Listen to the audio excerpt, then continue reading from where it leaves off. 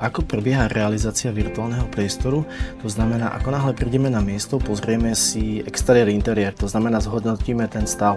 Prípadne sa samozrejme ešte skontrolujeme to, že či priestor nepotrebuje nejaké korekcie takých detailov, taký nie je to home staging, samozrejme, my chceme naskedovať tú realitu, ale jednoducho skontrolujeme, či vankúše sú v správnej pozícii, či napríklad nám niekde diaľkové ovládače nevadia, či niekde nie je napríklad taká, že kuchynská utierka zavesená a podobne. To nás v podstate všetko zaujíma, aby ten priestor bol pekný, úhľadný. Skenovanie predstavuje veľmi plynulý prechod, to znamená, pohybujeme sa z miestnosti do miestnosti a plynulo prechádzame do exteriéru, prípadne do nejakých častí, ktoré slúžia k relaxu, ako sú, neviem, kúpacie kade, prípadne nejaký wellness a podobne. To znamená, snažíme sa zachytiť interiér a exteriér súčasne. Kontrola virtuálneho priestoru samozrejme prebieha vzájomne. Pošleme vám virtuálny priestor s možnosťou zaheslovania s tým, že ako náhle nám to odsúhlasíte, virtuálny priestor posunieme do tej úrovne online, kde je dostupný všade tam, kde ho uverejníte.